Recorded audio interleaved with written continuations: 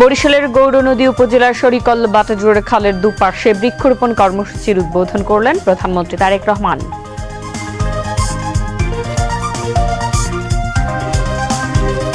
বিএনপির সকল রাজনৈতিক ক্ষমতার উৎস জনগণ, তাদেরকে সাথে নিয়েই দেশকে এগিয়ে নিয়ে যাবে বিএনপি, বললেন প্রধানমন্ত্রী।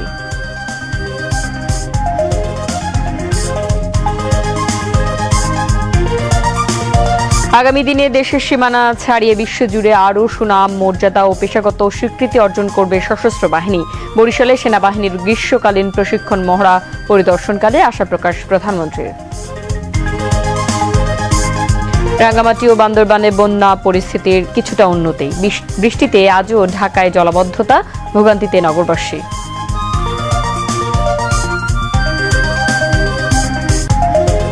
কিডনি রোগীদের জন্য উপজেলা পর্যায়ে 10 শয্যার ডায়ালাইসিস ইউনিট চালুর উদ্যোগ নিয়েছে সরকার, জানালেন স্বাস্থ্যমন্ত্রী।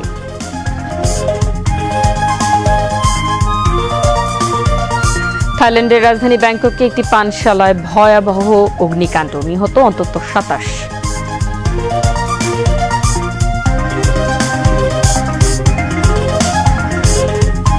এবং বিশ্বকাপ ফুটবলের প্রথম সেমিফাইনালে মঙ্গলবার দিবাগত রাত 1টায় ফ্রান্সের মুখোমুখি হবে স্পেন। দ্বিতীয় সেমিফাইনালে বুধবার দিবাগত রাত 1টায় ইংল্যান্ডের মোকাবেলা করবে আর্জেন্টিনা। আসসালামু আলাইকুম দর্শক, আমন্ত্রণ রাত 8টার সংবাদে। আপনাদের সঙ্গে আছি মেহনাজ মুন্নি। জানাচ্ছিলাম সংবাদ শিরোনাম, এবারে জানাবো বিস্তারিত সংবাদ। বরিশালের গৌরনদীতে বৃক্ষরোপণ কর্মসূচির উদ্বোধন করেছেন প্রধানমন্ত্রী তারেক রহমান। সকালে গৌরনদীর বাতাজোর ইউনিয়নে নতুন খনন করা শরীকল খালের পাশে বৃক্ষরোপণ করে 2500 বৃক্ষরোপণ কর্মসূচির উদ্বোধন করেন তিনি। বৃক্ষরোপণ কর্মসূচির উদ্বোধন করে দেশকে সুন্দর করতে বৃক্ষরোপণ ও বৃক্ষের যত্ন নিতে সকলের প্রতি আহ্বান জানান প্রধানমন্ত্রী। পরে সেখানে ফ্যামিলি কার্ডের উপকারভোগীদের সঙ্গে মতবিনিময় সভায় অংশ নেন প্রধানমন্ত্রী। প্রধানমন্ত্রী তারেক রহমান বলেন, বিএনপির সকল রাজনৈতিক ক্ষমতার উৎস জনগণ। জনগণ যতক্ষণ পাশে থাকবে, জনগণকে সাথে নিয়ে দেশকে সামনের দিকে এগিয়ে নেবে বিএনপি। খোরশেদ আলমের রিপোর্ট, ক্যামেরায় ছিলেন সফর আলী খন্দকার। প্রধানমন্ত্রীর দায়িত্ব গ্রহণের পর প্রথম বরিশাল সফর তারেক রহমানের। সোমবার সকালে সড়ক পথে বরিশালে পৌঁছান প্রধানমন্ত্রী তারেক রহমান। এ সময় রাস্তার দুই পাশে হাজার হাজার বিএনপির নেতাকর্মী ও সাধারণ মানুষ প্রধানমন্ত্রীকে স্বাগত জানান। প্রথমে প্রধানমন্ত্রী তারেক রহমান গৌরনদীর বাটাজোর ইউনিয়নের শরীকল খালের পাশে বৃক্ষরোপণ করে কর্মসূচির উদ্বোধন করেন। এ সময় তথ্য ও সম্প্রচার মন্ত্রী জহিরুদ্দিন স্বপন, পরিবেশ, বন ও জলবায়ু পরিবর্তন বিষয়ক প্রতিমন্ত্রী শেখ ফরিদুল ইসলাম ও স্থানীয় নেতৃবৃন্দ উপস্থিত ছিলেন। এই খালের দুই পাশে 2500 গাছের চারা রোপণ করা হয়। বৃক্ষরোপণ কর্মসূচির উদ্বোধন করে প্রধানমন্ত্রী তারেক রহমান বলেন, বৃক্ষরোপণের পাশাপাশি বৃক্ষের যত্ন নিতে হবে। একটি শিশু যখন ভূমিষ্ঠ হয়, শিশুটা ভূমিষ্ঠ হলেই কিন্তু বাবা মায়ের কাজ শেষ হয়ে যায় না, বরং শিশুটা ভূমিষ্ঠ হবার পরে শিশুটাকে যত্ন সহকারে গড়ে তোলা, যত্ন সহকারে মানুষ করাই হচ্ছে সবচেয়ে আসল কাজ। কাজে এই গাছটা যেটা আপনারা আজকে রোপণ করবেন, এই যে 2000 গাছের চারা রোপণ করা হবে, এই গাছটা কিন্তু শিশু গাছ, আজকে শিশুর মতন এটিকে বড় করতে হবে। আসুন, আমরা যদি আমাদের এলাকাটাকে সুন্দর করতে চাই, আমরা যদি আমাদের দেশটাকে সুন্দর করতে চাই, তাহলে অবশ্যই আমাদেরকে এই গাছের যত্ন নিতে হবে, বৃক্ষ রোপণ করতে হবে। এই বৃক্ষটি বড় হলে ওই বৃক্ষের আশেপাশে যারা বসবাস করেন প্রত্যেকটি মানুষ যাতে সেই বৃক্ষের সুবিধাটা পায়, আমাদেরকে সেটাই চেষ্টা করতে হবে। তিনি পরিবেশকে সুন্দর করতে যেখানে সেখানে ময়লা আবর্জনা না ফেলতে সকলের প্রতি আহ্বান জানান। দেশটাও তো ঘরের মতনই, কয়েকজন যদি শুধু পরিষ্কার করে, এই যারা সরকারি যাদের দায়িত্ব পরিষ্কার, তারাই শুধু পরিষ্কার করে, সবাই মিলে যদি শুধু ময়লা করতে থাকে, তাহলে তো পরিষ্কার রাখা সম্ভব হবে না। আমাদের সকলকে মিলে পরিষ্কার করতে হবে। সবাই মিলে যদি সচেতন হয়, তাহলে আমরা আমাদের পরিবেশটা সুন্দর করতে পারবো। আমরা যদি আমাদের পরিবেশটা সুন্দর করতে পারি, আমাদের ভবিষ্যৎ বংশধররা একটা সুন্দর জায়গায় থাকতে পারবে। আসুন, আজকে এই বৃক্ষরোপণের দিনে, আজকের এই কর্মসূচির দিনে আমরা সকলে মিলে প্রতিজ্ঞা করি, আমরা যত্রতত্র ময়লা ফেলবো না। আমরা যত্রতত্র যেখানে সেখানে এই ধরনের জিনিসপত্র, প্লাস্টিকের বোতল, পলিথিনের ব্যাগ, আমরা এই সিগারেটের প্যাকেট, এগুলা যত্রতত্র ফেলবো না। যদি শেষ হয়ে যায়, যদি ফেলে দেওয়ার প্রয়োজন হয়, আমরা ধরে রাখবো। যখন একটি নির্দিষ্ট ময়লা ফেলার জায়গা পাবো, আমরা সেইখানেই সেটি ফেলে দেব। পরে প্রধানমন্ত্রী তারেক রহমান ফ্যামিলি কার্ডের উপকারভোগীদের সঙ্গে মতবিনিময় সভায় অংশ নেন। এ সময় উপকারভোগীরা কার্ডের উপকার সম্পর্কে প্রধানমন্ত্রীকে মতামত জানান। ভোটে যে দিছি, সেই কালি শুকানোর আগেই সেইটা আমরা ফ্যামিলি কার্ডটা পাইছি। মাননীয় প্রধানমন্ত্রী, আপনার কথা ও কাজের সাথে আমরা মিল পাইছি এবং বাস্তবায়ন করছেন আপনি আমাদেরকে ফ্যামিলি কার্ড দিয়ে। আমি এই ফ্যামিলি কার্ড পেয়ে অনেক খুশি হয়েছি, কারণ আমার সন্তানের আমি লেখাপড়া করাইতে পারতে আছি, আমার সন্তানের সবকিছু দেখাশোনা করাইতে পারতে আছি। অনুষ্ঠানে প্রধানমন্ত্রী বলেন, পর্যায়ক্রমে সারা দেশের 4 কোটি পরিবারের নারী প্রধানদের হাতে ফ্যামিলি কার্ড পৌঁছে দেওয়া হবে। এজন্য সকলের সহযোগিতা চান প্রধানমন্ত্রী। আগামী জুন পর্যন্ত সারা বাংলাদেশে আমরা 41 লক্ষ পরিবারের হাতে ফ্যামিলি কার্ড পৌঁছে দেব। সেই হিসেবে প্রত্যেকটি উপজেলায় গড়ে প্রায় 7,000 পরিবারের কাছে গড়ে আমরা ফ্যামিলি কার্ড পৌঁছে দেব। তখন ইনশাল্লাহ আগামী বছরের মধ্যে আপনাদের এইবার যেরকম 600 পরিবার পেয়েছেন, ইনশাল্লাহ আরো কয়েক হাজার পরিবার আপনারা ফ্যামিলি কার্ডের আওতাভুক্ত হবেন। আমরা যদি সকলে মিলে ধৈর্য সহকারে চলি, তাহলে আমরা আমাদের এই দেশটাকে আমাদের প্রত্যাশিত দেশ হিসেবে গড়ে তুলতে পারবো। আমরা মুসলমান হই, আমরা হিন্দু হই, আমরা বৌদ্ধ হই, খ্রিস্টান হই, আমাদের হাজার বছরের ঐতিহ্য হচ্ছে সকল ধর্মের মানুষ এই দেশে আমরা শান্তিতে বসবাস করেছি অতীতে। কাজেই বর্তমানে এবং ভবিষ্যতেও আমরা চাই সকল ধর্মের মানুষকে একসাথে নিয়ে কোনো ভেদাভেদ না, সকলকে মানবিকতার ভিত্তিতে বিচার করে আমরা এই দেশকে পুনর্গঠন করতে চাই, আমরা এই দেশকে সামনে এগিয়ে নিতে চাই। এবং সকল সময় আমি একটি কথা বলি, বিএনপির সকল রাজনৈতিক ক্ষমতার উৎস জনগণ। এই জনগণের সমর্থন এবং এই জনগণের সমর্থন যতক্ষণ বিএনপির কাছে থাকবে, যতক্ষণ বিএনপির পাশে জনগণ থাকবে, বিএনপি কোনো বাধা মানবে না। বিএনপি দেশকে ইনশাল্লাহ সামনের দিকে এগিয়ে নিয়ে যাবে জনগণকে সাথে নিয়ে। পরে প্রধানমন্ত্রী তারেক রহমান 30 গোডাউন এলাকায় সাগরদী খালের পাড়ে বৃক্ষরোপণ কর্মসূচিতে যোগ দেন। প্রধানমন্ত্রী নিজ হাতে গাছের চারা রোপণ করেন। এ সময় খালের দুই পাশে 350 গাছের চারা রোপণ করেন স্থানীয় বিএনপি নেতৃবৃন্দ। পরিবেশ রক্ষা ও জলবায়ু পরিবর্তনের প্রভাব মোকাবেলায় সারা দেশে চলছে বৃক্ষরোপণ কর্মসূচি। এভাবেই আগামী 5 বছরে 25 কোটি বৃক্ষরোপণ করবে বর্তমান সরকার।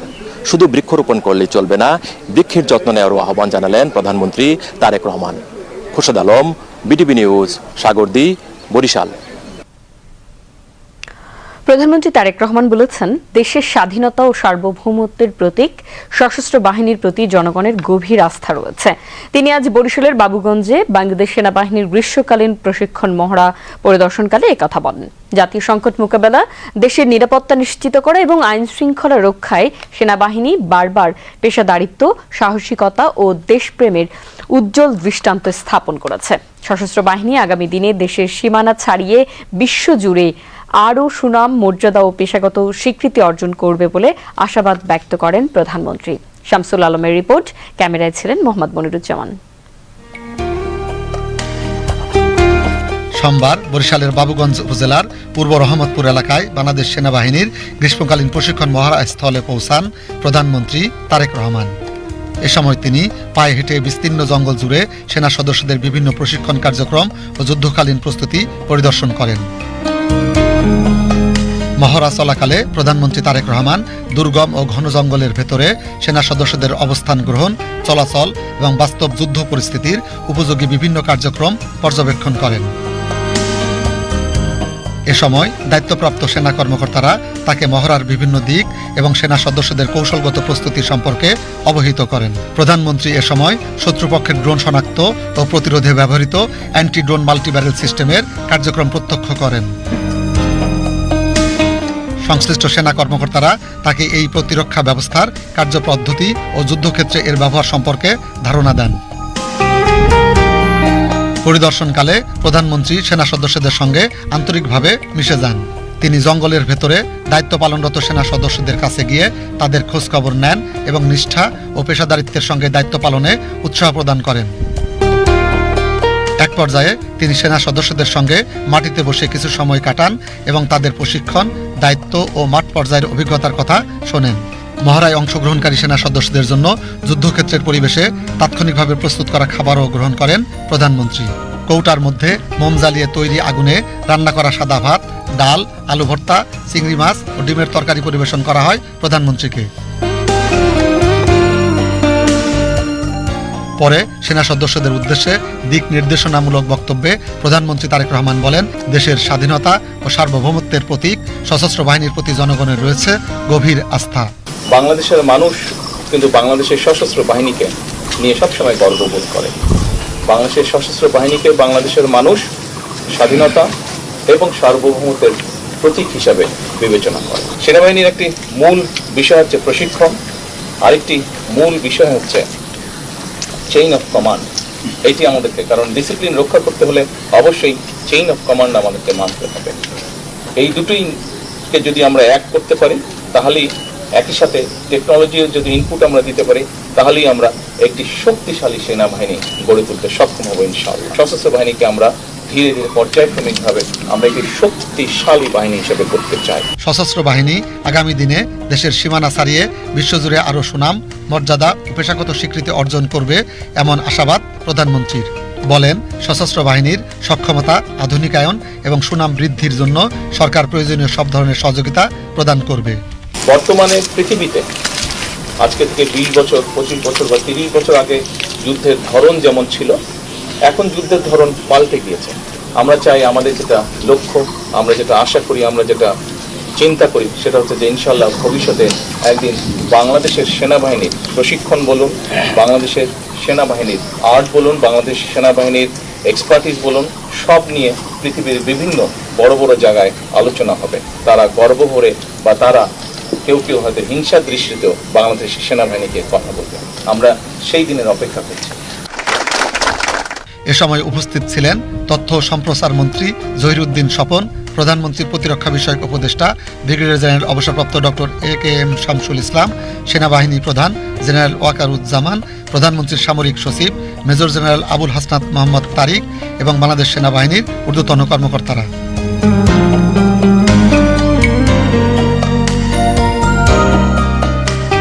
Shamsul Alam, BTV news. সরকার বিশেষ BCS এর মাধ্যমে অনতিবিলম্বে 5,000 ডাক্তার নিয়োগ দিতে যাচ্ছে। আজ জাতীয় সংসদে প্রশ্ন জিজ্ঞাসা ও উত্তর পর্বে স্বাস্থ্য ও পরিবার কল্যাণ মন্ত্রী সরদার মোহাম্মদ সাখাওয়াত হোসেন এই কথা জানান।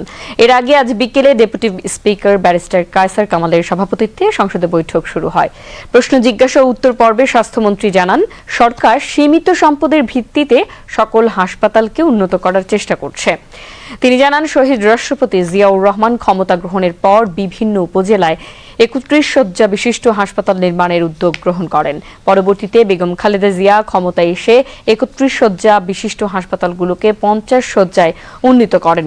এক প্রশ্নের জবাবে ধর্ম বিষয়ক মন্ত্রীর পক্ষে স্বরাষ্ট্রমন্ত্রী সালাউদ্দিন আহমদ জানান, বিগত সরকারের মেগা প্রকল্পের নামে মেগা দুর্নীতি করেছিল। প্রশ্নোত্তর পর্বে সংস্কৃতি বিষয়ক মন্ত্রী নিতাই রায়চৌধুরী জানান, সরকার জীবনমুখী সংস্কৃতির সূচনা করতে চায়। তিনি জানান, বাংলাদেশ টেলিভিশন বিভিন্ন সাংস্কৃতিক বিষয়ে অনুষ্ঠান প্রচার করে থাকে।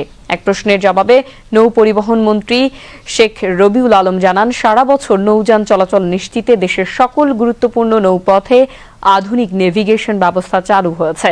পরে জাতীয় সংসদে জরুরি জনগুরুত্ব সম্পন্ন বিষয়ে মনোযোগ আকর্ষণ বিধি 71-এর আওতায় আলোচনা অনুষ্ঠিত হয়। সংসদ সদস্যবৃন্দ আলোচনায় অংশগ্রহণ করেন। শেষ খবর পাওয়া পর্যন্ত সংসদের বৈঠক চলছিল। কাতারের সাবেক আমির শেখ হামাদ বিন খলিফা আল থানিয়ের মৃত্যুতে বাংলাদেশ সরকারের পক্ষ থেকে আজ গুলশানস্থ কাতার দূতাবাসে খোলা শোক বইয়ে স্বাক্ষর করেন স্থানীয় সরকার, পল্লী উন্নয়ন ও সমবায় মন্ত্রী মির্জা ফখরুল ইসলাম আলমগীর। সরকারের জ্যেষ্ঠতম মন্ত্রী হিসেবে তিনি এই শোক বার্তায় স্বাক্ষর করেন। এ সময় প্রধানমন্ত্রীর পররাষ্ট্র বিষয়ক উপদেষ্টা হুমায়ুন কবির উপস্থিত ছিলেন। শোক বার্তায় মন্ত্রী শেখ হামাদ বিন খলিফা আল থানিয়ের মৃত্যুতে গভীর শোক ও দুঃখ প্রকাশ করেন। তিনি বাংলাদেশ সরকার, বাংলাদেশের জনগণ এবং নিজের পক্ষ থেকে কাতার সরকার, রাজপরিবার ও ভ্রাতৃপ্রতিম জনগণের প্রতি গভীর সমবেদনা ও আন্তরিক সহমর্মিতা জ্ঞাপন করেন। মন্ত্রী উল্লেখ করেন, বাংলাদেশ কাতারের সঙ্গে দীর্ঘদিনের ঘনিষ্ঠ, আন্তরিক ও ভ্রাতৃত্বপূর্ণ সম্পর্ককে অত্যন্ত গুরুত্বের সঙ্গে মূল্যায়ন করে। তিনি আরও জানান, শেখ হামাদ বিন খলিফা আল থানিয়ের মৃত্যুতে শোক প্রকাশের অংশ হিসেবে বাংলাদেশ সরকার আগামী বৃহস্পতিবার অর্ধদিবস রাষ্ট্রীয় শোক পালন করবে। এছাড়া কাতারের মহামান্য আমির, রাজপরিবার এবং ভ্রাতৃপ্রতিম জনগণের প্রতি বাংলাদেশের সংহতি ও সমবেদনা জানাতে জাতীয় সংসদের স্পিকারের নেতৃত্বে একটি প্রতিনিধি দল দোহা সফর করবে। দেশের আর্থিক খাতে সংস্কার ও কর খাতে প্রবৃদ্ধি সহ সার্বিকভাবে সবকিছু নিয়ে আন্তর্জাতিক মুদ্রা তহবিল IMF সন্তুষ্ট বলে মন্তব্য করেছেন অর্থমন্ত্রী আমির খসরু মাহমুদ চৌধুরী। তিনি আজ দুপুরে সচিবালয়ে আন্তর্জাতিক মুদ্রা তহবিল IMF এর একটি প্রতিনিধি দলের সাথে বৈঠক শেষে সাংবাদিকদের সঙ্গে আলাপকালে এই মন্তব্য করেন। নতুন ঋণ কর্মসূচি শুরু করার আগে বিভিন্ন ক্ষেত্রে IMF এর যেসব শর্ত আছে সেগুলো পর্যায়ক্রমে বাস্তবায়ন করা হবে উল্লেখ করে অর্থমন্ত্রী বলেন, বর্তমান সরকারের রাজনৈতিক অঙ্গীকারের সাথে IMF সম্মতি দিয়েছে এবং বিগত ফ্যাসিস্ট আমলে IMF এর সাথে করা ঋণ চুক্তি থেকে বের হয়ে আসা হয়েছে। পে স্কেল ইস্যু নিয়ে বৈঠকে কোনো ধরনের আলোচনা হয়নি জানিয়ে অর্থমন্ত্রী বলেন, এ পর্যন্ত অন্যান্য সকল বিষয়ের আলোচনায় সন্তোষজনক অগ্রগতি হয়েছে। টানা বৃষ্টিতে রাজধানীর বড় একটি অংশ জলমগ্ন হয়ে পড়েছে। বৃষ্টি ও জলাবদ্ধতায় যানবাহন চলাচল ব্যাহত হওয়ায় অফিসগামী মানুষ, শিক্ষার্থী ও পথচারীদের ব্যাপক দুর্ভোগ পোহাতে হয়। নগরীর গ্রিন রোড, তেস্তুরি বাজার, পান্থপথ, বসুন্ধরা আবাসিক এলাকা, মণিপুর, ধানমন্ডি 27 ও 32 এবং মোহাম্মদপুর, শেওড়াপাড়া, কালশী, উত্তরায় জলাবদ্ধতার সৃষ্টি হয়। এ নিয়ে থাকছে মাহফুজুর রহমানের প্রতিবেদন। টানা বৃষ্টিতে ঢাকা শহরে দেখা দিয়েছে জলাবদ্ধতা। গতকালের বৃষ্টির পানি পুরোপুরি না নামতেই নতুন করে বৃষ্টিপাত হওয়ায় নগরীর বিভিন্ন এলাকায় পানি জমে জনদুর্ভোগ চরমে পৌঁছেছে। শহরের বিভিন্ন সড়ক ও আবাসিক এলাকায় পানি জমে যান চলাচল ব্যাহত হয়। এতে অফিসগামী মানুষ, শিক্ষার্থী এবং কর্মজীবী সাধারণ মানুষকে পড়তে হয় ভোগান্তিতে। গ্রিন রুট, তেস্তুরি বাজার, পান্থপথ, বসুন্ধরা আবাসিক এলাকা, মণিপুর, ধানমন্ডি, মোহাম্মদপুর, শেওড়াপাড়া, কালশী এবং উত্তরা সহ বিভিন্ন এলাকায় সৃষ্টি হয়েছে জলাবদ্ধতা। বেশ কয়েকটি গুরুত্বপূর্ণ সড়কে হাঁটু সমান পানি জমে থাকায় অনেক যানবাহন ধীরগতিতে চলাচল করছে। কোথাও কোথাও ছোট যানবাহন বিকল হয়ে পড়ায় তৈরি হয়েছে দীর্ঘ যানজট। দীর্ঘ সময় যানজটে আটকে থেকে দুর্ভোগে পড়েছেন কর্মস্থলমুখী মানুষ। নির্ধারিত সময়ে অফিস কিংবা শিক্ষা প্রতিষ্ঠানে পৌঁছাতে না পেরে বিপাকে পড়েন অনেকেই। অন্যদিকে পানি জমে থাকায় পথচারীদেরও চলাচলে দেখা দেয় নানা প্রতিবন্ধকতা। বিশেষ করে রাজধানীর নিচু এলাকাগুলোতে গতকালের বৃষ্টির পানি এখনও পুরোপুরি না নামায় পরিস্থিতি আরও অবনতি হয়েছে। অনেক এলাকার ড্রেন উপচে সড়কে পানি উঠে আসায় স্থানীয় বাসিন্দাদের দৈনন্দিন জীবনযাত্রাও ব্যাহত হচ্ছে।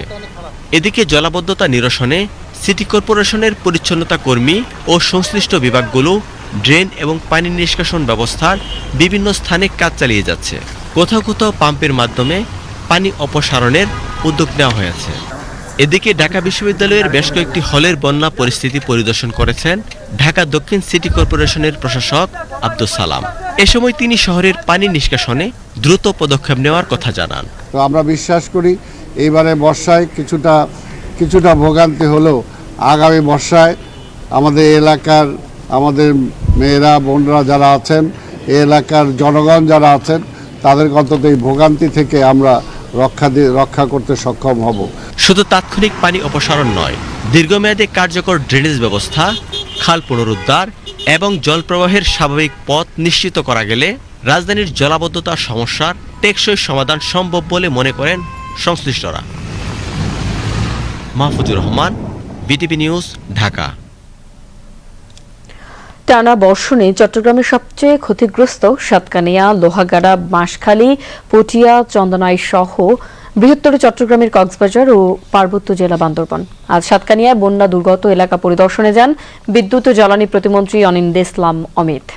পরিদর্শনকালে তিনি ক্ষতিগ্রস্ত প্রায় 10,000 মানুষের মধ্যে ত্রাণ বিতরণ করেন। এ সময় বন্যা কবলিত মানুষের জন্য সরকারের সহযোগিতা অব্যাহত থাকবে বলে জানান প্রতিমন্ত্রী। সুরেশ কুমার দাসের প্রতিবেদন।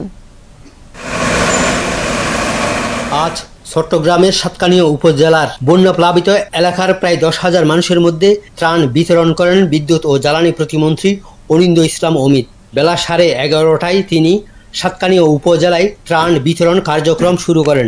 প্রথমে তিনি সাতকানিয়া উপজেলার মৌলবীর দোকানের ইকবাল কনভেনশন সেন্টার প্রাঙ্গণ থেকে ত্রাণ বিতরণ কর্মসূচি শুরু করেন। এরপর তিনি ইঞ্জিন চালিত নৌকায় করে প্রায় 10 কিলোমিটার বন্যা প্লাবিত এলাকা পরিদর্শন করে সাতকানিয়ার কেউসিয়া হাই স্কুলে বন্যা দুর্গত এলাকার বানবাসী মানুষের মধ্যে ত্রাণ বিতরণ করেন। এরপর আবার নৌকায় করে ধর্মপুরে বন্যা দুর্গত মানুষের মধ্যে ত্রাণ বিতরণ করেন। সেখান থেকে সাতকানিয়া উপজেলার বাজালিয়া মাহালিয়া রাস্তার মাথায় বন্যা দুর্গত মানুষের মধ্যে ত্রাণ বিতরণ করেন। এইভাবে তিনি সাতকানিয়ার ঢেমসা ইউনিয়ন পরিষদ সহ উপজেলার বিভিন্ন স্পটে বন্যা দুর্গত মানুষের মধ্যে ত্রাণ বিতরণ করেন। ত্রাণ বিতরণের পাশাপাশি তিনি বন্যা প্লাবিত এলাকার মানুষের খবরাখবর নেন।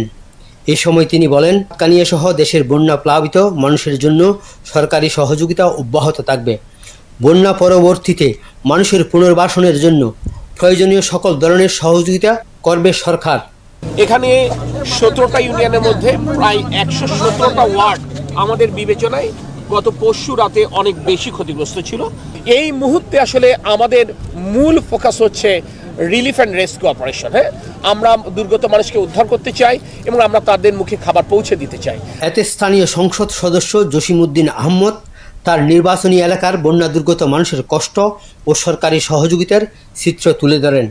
আমার চট্টগ্রাম 14 চন্দনাইশ আংশিক সাতকানিয়াতে আমরা এখন অবস্থান করতেছি। এখানে 6টা ইউনিয়ন। আমার বানবাসী মানুষরা অনেক কষ্টে আছে। 30,000 পরিবারকে আমরা এই মাননীয় প্রধানমন্ত্রীর 12 রকমের যে আইটেম, এই যে শুকনা খাবার থেকে শুরু করে সব কিছু আমরা অসহায় দরিদ্র মানুষের দোরগোড়ায় পৌঁছে দেওয়ার জন্য আমাদেরকে নির্দেশ দিয়েছে। দিনব্যাপী ত্রাণ বিতরণ ও বন্যা প্লাবিত এলাকা পরিদর্শন কার্যক্রমে আরও উপস্থিত ছিলেন চট্টগ্রাম দক্ষিণ জেলা বিএনপির নেতৃবৃন্দ, জেলা প্রশাসন ও উপজেলা প্রশাসনের কর্মকর্তা বৃন্দ।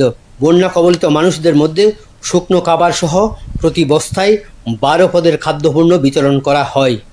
সুরেশ কুমার দাস, বাংলাদেশ টেলিভিশন, চট্টগ্রাম। চট্টগ্রাম ও কক্সবাজার এবং ফেনী সহ দেশে বন্যা কবলিত 11টি জেলায় সকল স্বাস্থ্যকর্মীর ছুটি বাতিল করা হয়েছে বলে জানিয়েছেন স্বাস্থ্য ও পরিবার কল্যাণ মন্ত্রী সর্দার সাখাওয়াত হোসেন। তিনি আজ সচিবালয়ে বন্যা কবলিত এলাকায় স্বাস্থ্যসেবা কার্যক্রম নিয়ে আয়োজিত সংবাদ সম্মেলনে এই কথা জানান।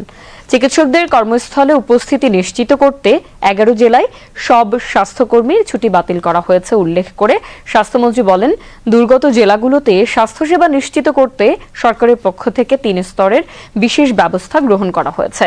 প্রধানমন্ত্রী নিজে সার্বিক বন্যা পরিস্থিতি তদারকি করছেন জানিয়ে স্বাস্থ্যমন্ত্রী বলেন, দেশের উপকূলীয় ও বন্যা কবলিত জেলাগুলোতে ওরসালাইন, পানি বিশুদ্ধকরণ ট্যাবলেট এবং প্রয়োজনীয় জরুরি ওষুধ পর্যাপ্ত পরিমাণে সরবরাহ করা হয়েছে। এছাড়া 6 নবজাতকের মৃত্যুর ঘটনায় রাজধানীর আদ্দিন হাসপাতালের বিষয়ে নেওয়া আগের সিদ্ধান্ত থেকে সরকার সরে আসেনি জানিয়ে মন্ত্রী বলেন, এখনও হাসপাতালটিকে কোনো চূড়ান্ত ছাড় দেয়নি স্বাস্থ্য মন্ত্রণালয়। তিনি বলেন, পুনরায় পরিদর্শন করে পরিস্থিতি সন্তোষজনক মনে করলে পরবর্তী সিদ্ধান্ত নেওয়া হবে। বাংলাদেশ এবং উগান্ডার প্রায় 4 লাখ শিশুর শৈশবকে রাঙাতে আজ ঢাকায় আনুষ্ঠানিকভাবে যাত্রা শুরু করল sustaining play, learning and skills in humanitarian context বা সংক্ষেপে স্প্ল্যাশ উদ্যোগ।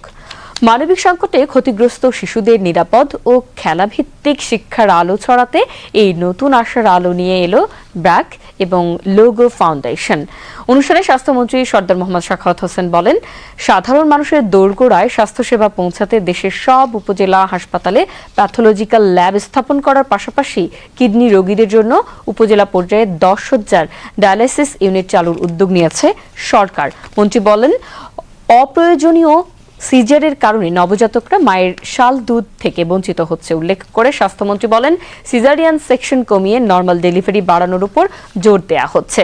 সেজন্য দ্রুত মিডওয়াইফ ও কেয়ারটেকার নিয়োগ দেওয়া হবে বলে জানান সর্দার মোহাম্মদ সাখাওয়াত হোসেন। ব্র্যাকের নির্বাহী পরিচালক আসিফ সালেহ এর সভাপতিত্বে অনুষ্ঠানে লেগো ফাউন্ডেশনের আন্তর্জাতিক কর্মসূচির প্রধান তারেক আলামী সহ ব্র্যাকের সংশ্লিষ্ট বিভিন্ন কর্মসূচির প্রধানরা বক্তৃতা করেন। সমতলে বসবাসরত সুবিধা বঞ্চিত 51,000-এরও বেশি হতদরিদ্র ক্ষুদ্র নৃগোষ্ঠী পরিবারকে প্রাণী সম্পদ মন্ত্রণালয় থেকে সহায়তা করেছে সরকার। এর মাধ্যমে দারিদ্র্যের গ্রাস থেকে তাদের রক্ষা করা হচ্ছে। নির্বাচনী প্রতিশ্রুতি অনুযায়ী বৈষম্যহীন এবং টেকসই আর্থ-সামাজিক উন্নয়নের অঙ্গীকার পূরণের লক্ষ্যে এই কর্মসূচি বাস্তবায়ন করা হচ্ছে। এই উদ্যোগে অনগ্রসর জনগোষ্ঠীগুলো স্বপ্ন দেখছে নিজেদের ভাগ্য উন্নয়নের পাশাপাশি প্রধানমন্ত্রী তারেক রহমানের উন্নয়নের অংশীদার হতে। বিস্তারিত নাসিরউদ্দিনের প্রতিবেদনে। দেশের সমতলে সাঁওতাল, চাকমা, গারো, মারমা, ত্রিপুরা, মণিপুরী ও রাখাইন সহ 50টিরও বেশি ক্ষুদ্র নৃগোষ্ঠীর বসবাস। দেশের মোট দারিদ্র্যের হার যেখানে 22.9%, সেখানে সমতলে বসবাসরত ক্ষুদ্র নৃগোষ্ঠীর 80%ই অতি দারিদ্র্য সীমার নিচে বসবাস করে। তাদের 2/3 আবার ভূমিহীন। এই আর্থসামাজিক বাস্তবতার নিরিখে সম্প্রদায়গুলো স্বাস্থ্য, পুষ্টি, সাক্ষরতা ও অর্থনৈতিক ভঙ্গুরতার প্রতীক হয়ে দাঁড়িয়ে আছে। এ দুর্বিষহ জীবনে ইতিবাচক পরিবর্তন আনতে সরকার 210টি উপজেলায় ক্ষুদ্র নৃগোষ্ঠীর আর্থসামাজিক ও জীবনমান উন্নয়নের লক্ষ্যে সমন্বিত প্রাণিসম্পদ উন্নয়ন প্রকল্পের মাধ্যমে 1,37,000 পরিবারকে প্রাণিসম্পদ সহায়তা প্রদান করে। ফলে অনগ্রসর এ জাতিগোষ্ঠী সমূহের জীবনে ফিরে আসে সচ্ছলতা। এই প্রকল্প থেকে আমি একটা বকনা পেয়েছিলাম। বকনা থেকে 3টা বাচ্চা হয়েছিল। প্রথমটা 1,26,000 বিক্রি করা হয়েছিল, আর দ্বিতীয়টা 73,000। মা বিক্রি করছে 60,000। 1,40,000 টাকা বিক্রি করা যাবে। এই প্রকল্প থেকে গরু পেয়ে স্বাবলম্বী হয়েছে। ষাঁড় গরু পেয়েছি, এখন এটা বিক্রি করে মনে করেন যে 80-90,000 টাকা এরকম হতে পারে। এটা পেয়ে আমি অনেক লাভবান হয়েছি। আমার প্রথম একটা বাছুর দিছিল, বাছুর হয়েছিল, পরে বেচে মেয়া বিয়া দিছি, পরে আর একটা হয়েছিল, পরে আমি আমার একটা ঘর দিছি। প্রকল্পটির বেজমার্ক সার্ভের মাধ্যমে 1,79,000-এরও বেশি হতদরিদ্র পরিবারকে চিহ্নিত করা হয়। এর 51,000-এরও বেশি পরিবার প্রাণিসম্পদ সহায়তা থেকে সুবিধা বঞ্চিত হলে এক দৃশ্যমান বৈষম্যর চিত্র ফুটে ওঠে। নির্বাচনী প্রতিশ্রুতি অনুযায়ী সরকারি বৈষম্য দূর করার লক্ষ্যে সুবিধা বঞ্চিত পরিবারগুলোকে প্রাণিসম্পদ সহায়তা প্রদানের নীতিগত সিদ্ধান্ত গ্রহণ করে। এতে সুবিধাবঞ্চিত পরিবারগুলোর জীবনমান উন্নয়নে আশার আলো সঞ্চারিত হয়েছে। অনগ্রসর জনগোষ্ঠীসমূহ স্বপ্ন দেখছে নিজেদের ভাগ্য উন্নয়নের পাশাপাশি প্রধানমন্ত্রী তারেক রহমানের উন্নয়নের অংশীদার হতে। আমি 8ম শ্রেণীতে পড়ি। আমার বাবা জুতা সেলাই করে, আমার বাবা আমাকে কষ্ট করে লেখাপড়া করাচ্ছে। প্রধানমন্ত্রী যেভাবে দেশ গড়তে চায়, আমরাও যেন তার সঙ্গে থাকতে পারি। মাননীয় প্রধানমন্ত্রী, আমরা মানুষের মতো মানুষ হতে চাই এবং আপনার লক্ষ্যে আমি অংশীদার হতে চাই। সরকারের সামাজিক নিরাপত্তা বেষ্টনীর আওতায় এ সকল হতদরিদ্র সুবিধাবঞ্চিত পরিবারগুলোকে প্রাণিসম্পদ সহায়তা প্রদান করা হলে এটি হবে সাংবিধানিক অঙ্গীকার পূরণের এক ঐতিহাসিক মাইলফলক। বৈষম্যহীন সমাজ গঠন বর্তমান সরকারের জন্য একটি নির্বাচনী প্রতিশ্রুতি, এবং সেই অনুযায়ী নৃগোষ্ঠীর যে প্রকল্পটি নেওয়া হয়েছে, এই প্রকল্প কন্টিনিউশন হচ্ছে 2 বছর বৃদ্ধি করা হয়েছে। 50,000 পরিবারই বাদ পড়ছে। এই 50,000 পরিবার যাতে আসে, সেই জন্য এই প্রকল্পটাকে 2 বছর বৃদ্ধি করা হয়েছে। প্রকল্পের অধীনে না নিয়ে আসা হয় তাহলে বৈষম্য থেকেই যাবে। মাননীয় প্রধানমন্ত্রী যেটা বলেছেন, কাউকে বাদ দিয়ে বাংলাদেশকে এগিয়ে নিয়ে যাওয়া যাবে না। সুতরাং আমরা কাউকে বাদ দিব না, সবাইকে নিয়েই বাংলাদেশকে এগিয়ে নিয়ে যাব। ক্ষুদ্র নৃগোষ্ঠী তার অন্যতম একটা অংশ।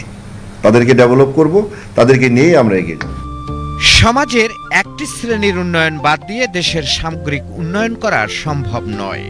সরকারের এ উপলব্ধি বাস্তবায়ন হলে দেশের জনসাধারণ শীঘ্রই উপভোগ করবে কাঙ্ক্ষিত বৈষম্যহীন বাংলাদেশ।